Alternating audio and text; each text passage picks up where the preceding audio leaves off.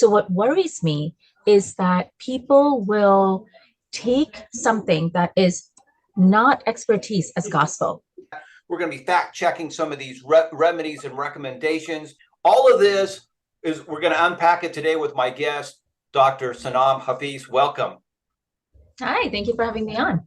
You bet, you bet. So let's talk about this because there is a lot of information, TikTok, Instagram, social media in general. You have everybody giving their recommendations about, first of all, let's talk about some of the recommendations that they give. And some of these recommendations aren't coming from doctors, right? They're coming from just average people, and they're putting it out there like authority. So give me your thoughts on this.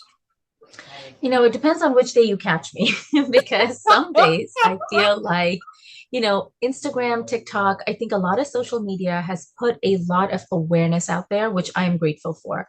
I see a lot of patients who come to me because they saw something on TikTok, they saw something on, Instagram, it resonated with them, they listen to someone, they follow someone. But the percentage of people who will seek out someone like me, an actual expert in the field of mental health with a doctorate, with a license, that number is very small. So what worries me is that people will take something that is not expertise as gospel because it's prevalent, it's out there. You listen to someone enough times and they talk with enough authority and know-how, they start to seem like they are, professionals, and they're not. And a lot of times that's okay. If you follow sportscasters or sports people, you follow, wellness gurus or people who do fashion or even digest the news. Well, the news I actually do think can be quite dangerous if you get it from the wrong place. But, it's okay. There isn't that much harm done. But when it comes to health, both your physical and your mental health, it can be dangerous in the hands of someone who doesn't know what they're doing.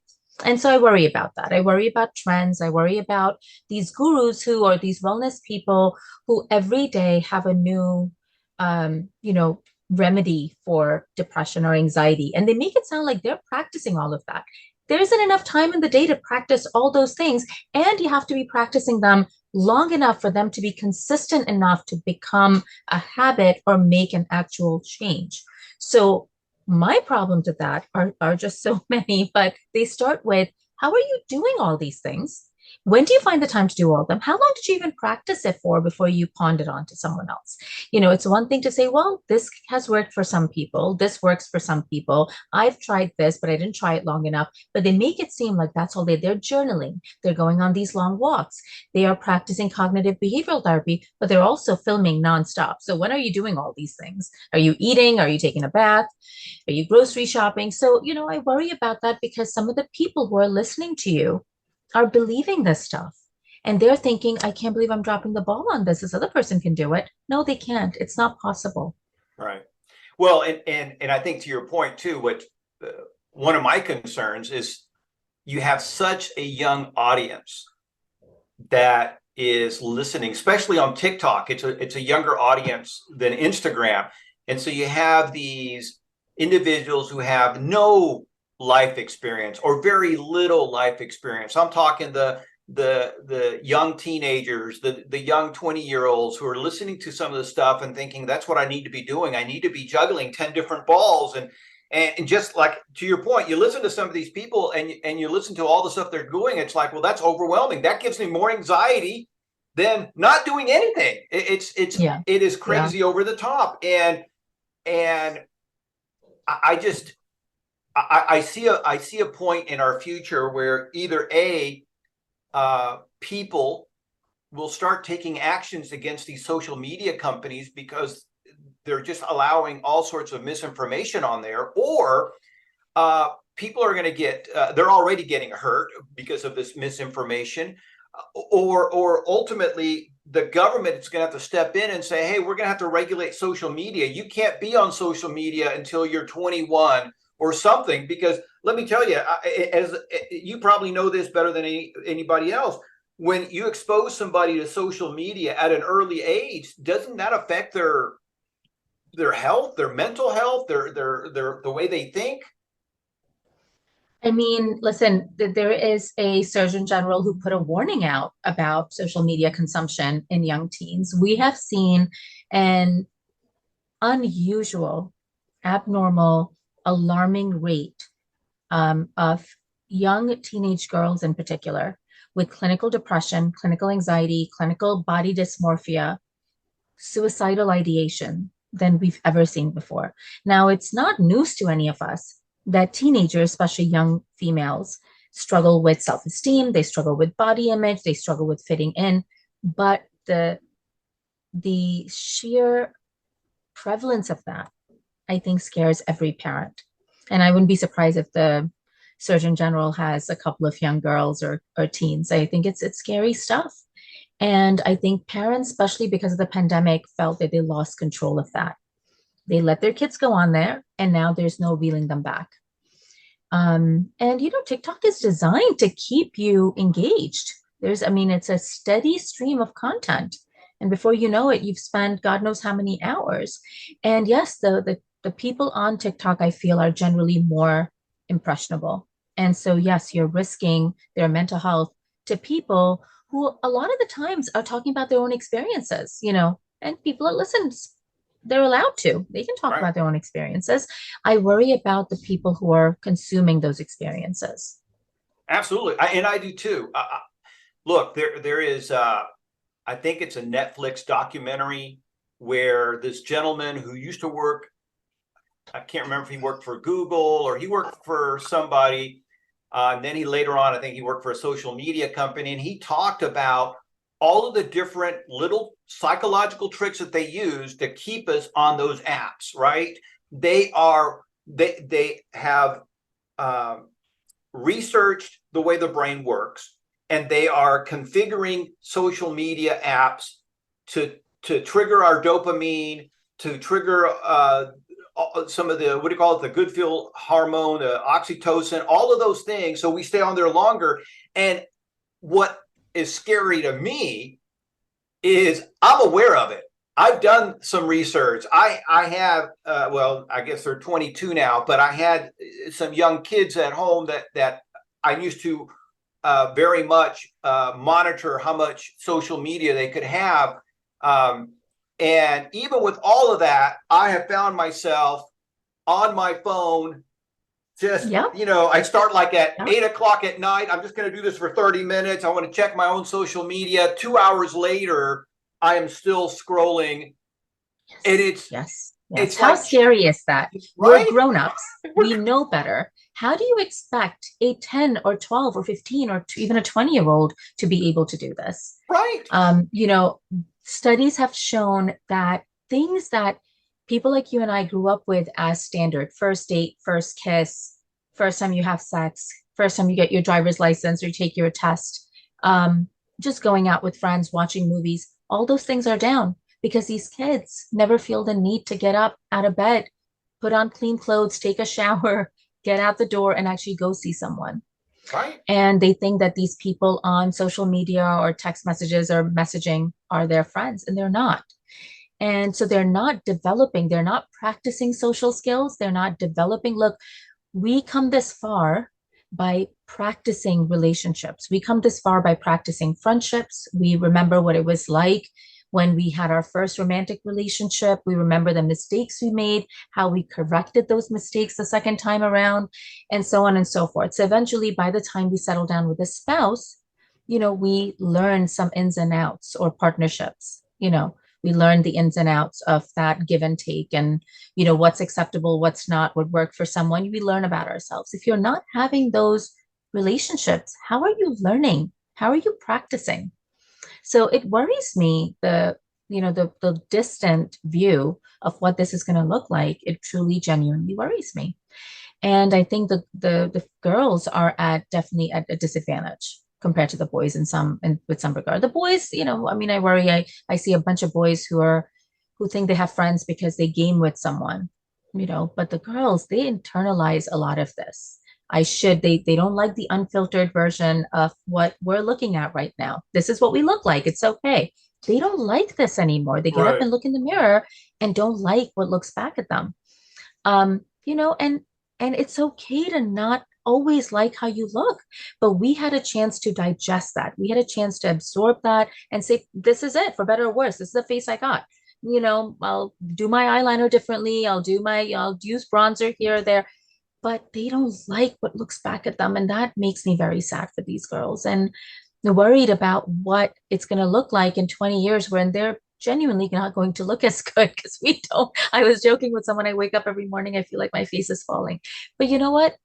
But that's life. We learn to accept it. And if you don't find that sense of comfort, happiness, contentment inside you, the outside world's never going to keep up. It's never going to please you. Right, right. Yes.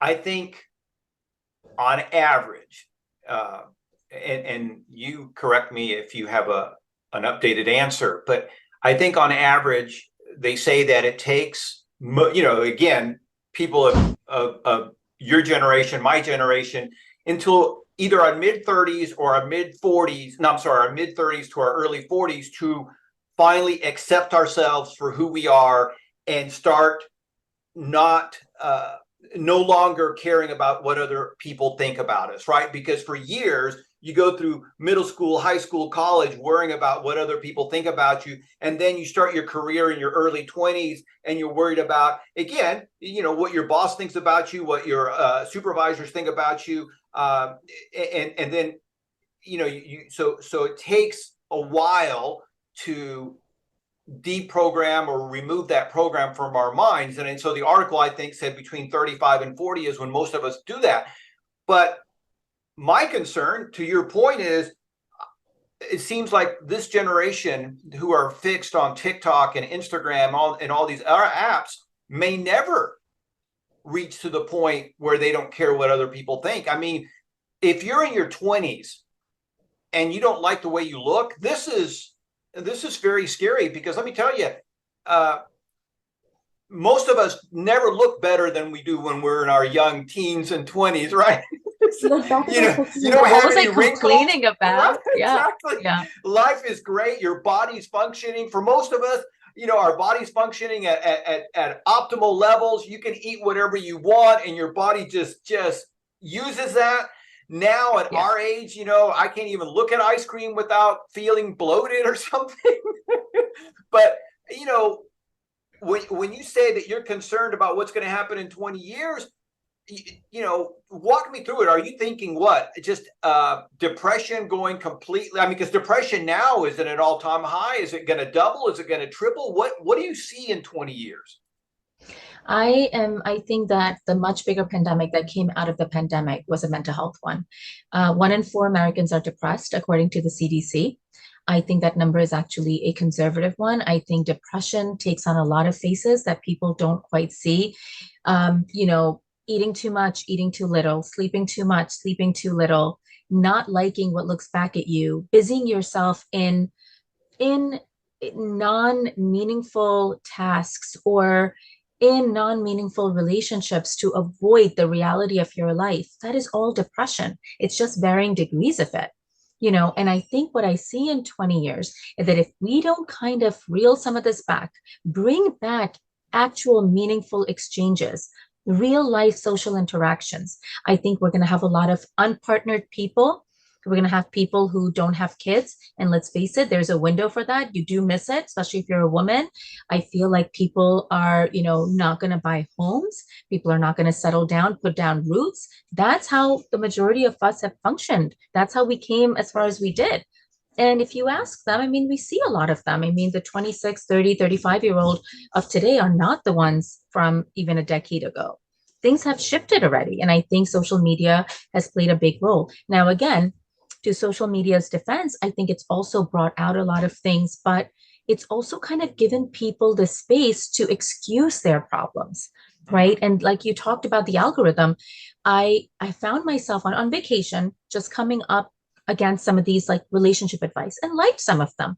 Guess what I get now on my social media on Instagram? Dating websites. I'm married. I'm not looking to date, but Instagram thinks I am. But it also reinforces what I already think by giving me more of the same. So now my mind's going, aha, see, I knew I was right. Right. So it kind of takes away your ability to think for yourself because social media is telling you how you should be thinking and giving you answers. Hey, this is a great dating website. This is for someone smart and self-evolved like you. you know, and it can be a dangerous place to be. Absolutely, absolutely. It you know, to your point, we have become a much softer nation. I think again, I remember when I was going to my first interview, my parents, you know, they might have helped me fill out the application, but that was it. I just showed up, did my job interview the best I could. You have articles now of parents who call their children at college to wake them up. You have Yes. parents who are involved in the interview process I have for a friends who've job. done that. Yeah. Yeah. Yeah. And so, what is your take on that? Is all this, what do they call it, helicopter parenting or whatever? Is that destroying their self-esteem? I mean, because it seems to me that they're trying to prevent, there's a certain level of self-esteem and a certain level of reality when we do things on our own, whether we win or fail, whatever you want to call it. Is all this helicopter parenting, is that destroying these children's self-esteem? What's your take on this? I think it's making children and young adults very dependent on outside help. It's taking, listen, I've said this for a long time. When I need the recipe for something, if I want to see, I want to fix something, and listen, we all have used this, so we're all guilty of this. And it, in a pinch, I'm so grateful for the internet. If something is broken, I'll look for a hack. If something needs fixing, I'll look for a hack. If something I need to cook something in a pinch, if I these are the ingredients I have, I can quickly figure out something, but I'm a grown up. My brain got to be developed and I can use my brain for a lot of other things than doing those things. So I'm grateful for it.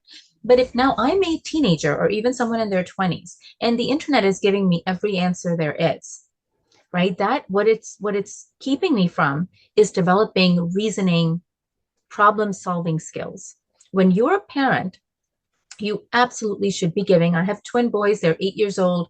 I try very hard to make them as independent as possible because I tell them the world isn't going to treat them the way their mother treats them. And I want them to, I tell them all the pros and cons of my life, of running a business, of being a mom. So they know what the world is going to look like, but I also have the advantage of being a neuropsychologist, of having done this my entire adult life. And I know what lays in front of them. I also know the shifts that we're going through in our culture and development, right? But even then, I have to pull back and say, no, no, they don't need my help. They can figure this out for themselves. But they're 8. I can justify that help. When you're doing this for a 16, 17, 18-year-old, that's a problem because your kid not only just has you, because we're now older, more affluent having children as opposed to our parents who didn't have time. They weren't trying to throw us to the wolves. They were busy making a Right. living. So, and they didn't have text messages and emails. They physically had to show up to take care of things, right? But apart from us, our kids also have the internet. My son wrote a paper, like I think he was trying to be funny. I hope to God he was trying to be funny. It was a composition, a book report, and it was his review of a book that he read. And at the end, he wrote, "If you like this, please subscribe." And I was like, "No one's subscribing. Subscribe to what?" You know? So That's funny.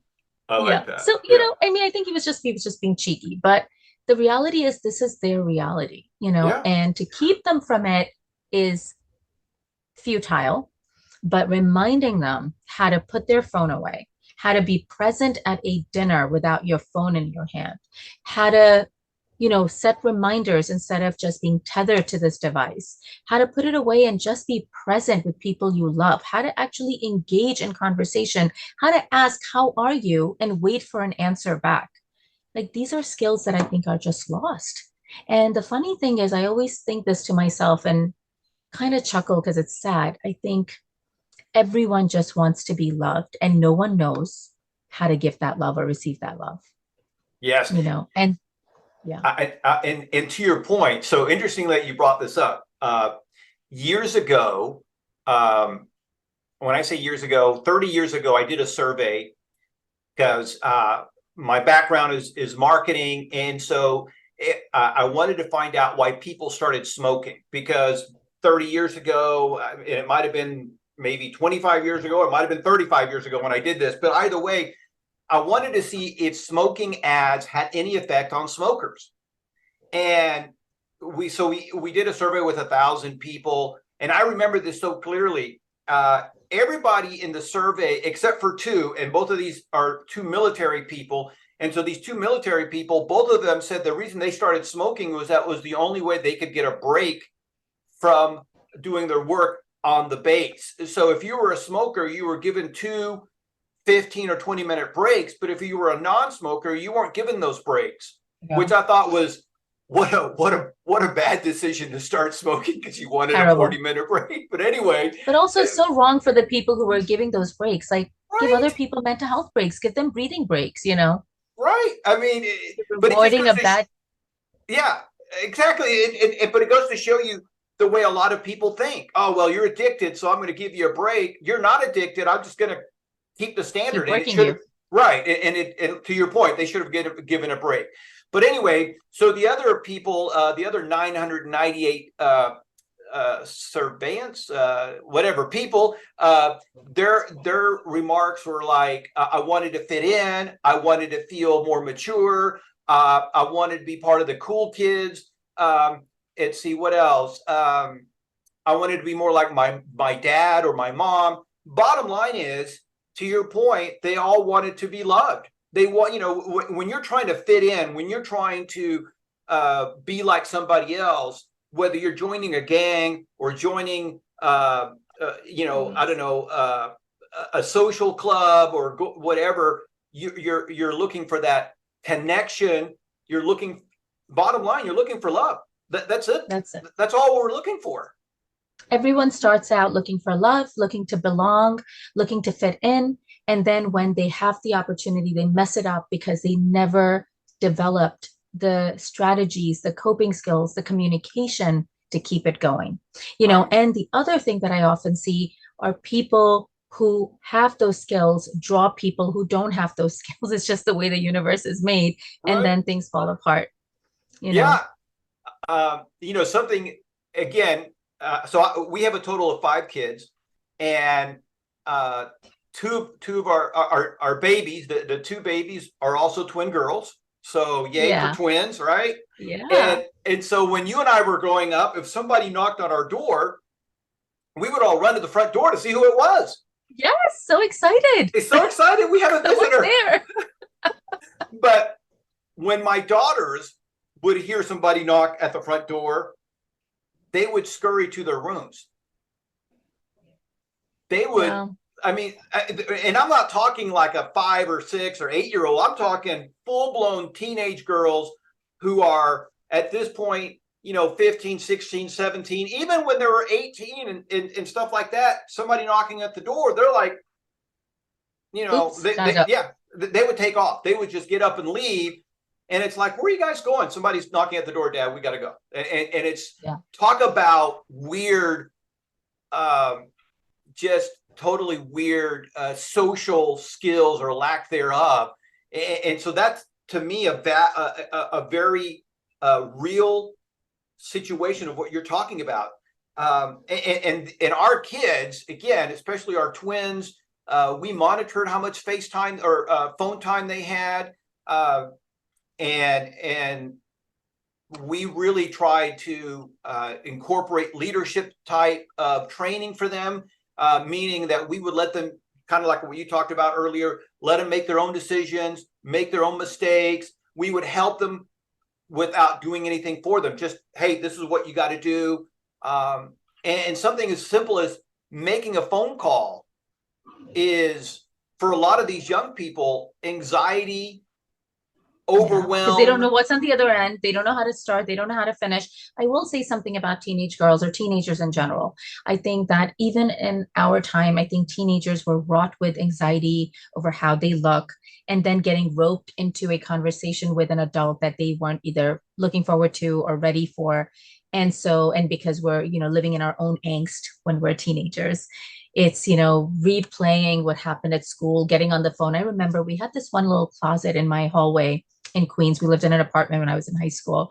And it was just unofficially my office. I was the minute I'd get home, they weren't, I think we did have a cordless phone that died very quickly, battery. I dragged this wire into the closet and I'd be in there for hours. I'd come out to do my homework, eat something or take some snacks like a mouse and scurry back into this hallway closet. Because I had two younger sisters and I didn't want them knowing my business. And I didn't want mom and dad hearing about all the boys I was talking about, you know. So, but even that, being on the phone, the relationships were real. They were, and I'm actually still best friends with my best friends from high school to this day, because they were so real. They were Yes. so genuine. And we grew up to have people who have each other's backs to this day. I just don't see that happening for kids now. And I feel terrible for them. Okay, so what is the remedy? How do we fix this? Because it's only going to get worse if something doesn't happen now. So, if you could wave a magic wand, how do we go about fixing this? My God, I would say everyone and their mother literally needs to be in therapy. I feel like people need to figure out their stuff. They need to figure out their own natural predispositions toward anxiety, depression, trauma, resolve that stuff, and give their children the tools to be like, hey, listen, this isn't all you. I had some of this stuff. I just came up in a different time. So I, fought through it.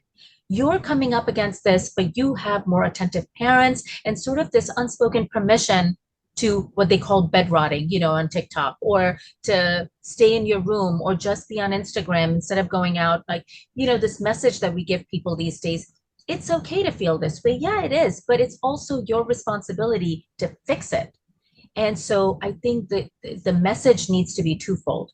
Own what's going on with you, own it because that's part of your genetic wiring or makeup, and then take the responsibility to fix it, which means hard work, communication, therapy, and admitting this is what's wrong with me. This is not healthy. This is not functional. And I am damaging not only my life, but people around me by behaving and engaging like this. Yeah, I like that. And if you could have some parting words for parents out there who have young kids, a 13-year-old, a 14-year-old, what do you suggest for them as far as being on these social media apps? I honestly think that the best thing parents can do all around, and you've got five kids, so I don't need to tell you this, is spend actual time with your children. Go for a walk with them. Make it a custom, a ritual, a tradition to do walks in the park. Everyone's got a park nearby. Everyone's got a nice street they could walk down 2 to 3 times a week. Pick a show that you can watch together as a family. Make them sit at the dinner table. Ask them how their day was at school. Make a rule about no phones, but I think parents struggle with that as much as kids do. No phones at the table. So these simple things that we grew up with are to this day the staple of a healthy dynamic within a family. And your kids need that. Your kids need your attention more than anything else. And even if you lose them for a couple of years, they'll come right back because they know you're there for them. Because your time, apart from money, is the greatest resource you can give your children or anyone you love. No, absolutely true. Absolutely true. Funny you should mention that because, again, this is going back many, many years. I want to say 25 or 30 years ago. I listened to a talk where this gentleman, he also had 5 kids, and he would get all his kids up at 5:30 in the morning, and they would play together. They would do some reading together, and they would have breakfast together. And that struck me like a thunderbolt. It just made so much sense to me. And so we started doing the same thing. We would get all our kids up at 5:30 in the morning, Amazing. and we would have playtime with them. And when you're getting kids up early in the morning, you might only have 15 or 20 minutes of playtime, but you're doing it every day. And then we're eating breakfast together and we're reading together as a family. And we did this. And to this day, my kids still talk about that. And to your point, it was time. Sometimes maybe the time wasn't, whatever, 15 minutes here, 20 minutes here. But by the time they got to school, we had hung out together for an hour, hour and a half together as a family, uninterrupted, no phone time, nothing.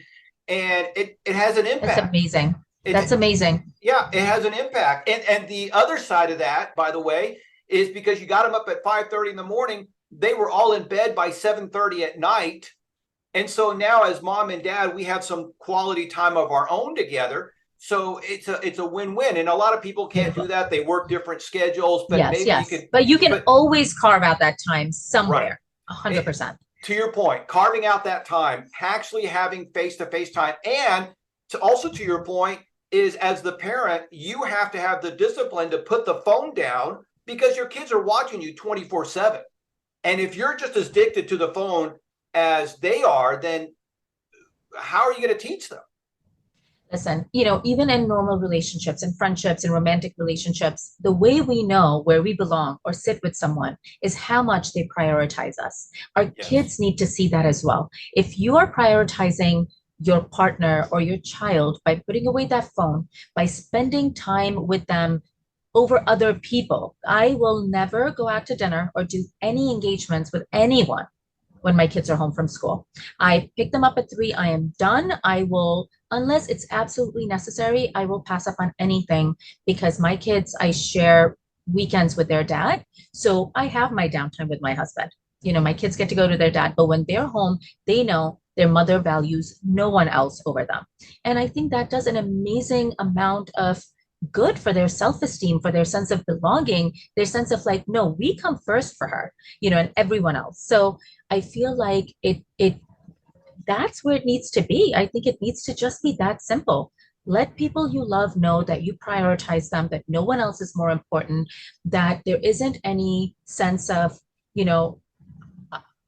I this is my life too. Yes, it is. No one's taking away your life, but you have a finite amount of time with your children. Let them know where they belong. And that younger year, what you did with your kids, I'm sure is paying dividends now because they will call you. I'm sure they would rather spend holidays with you than go away on spring break. And that's okay if they do go out away with their friends. I mean, friends are important, don't get me wrong.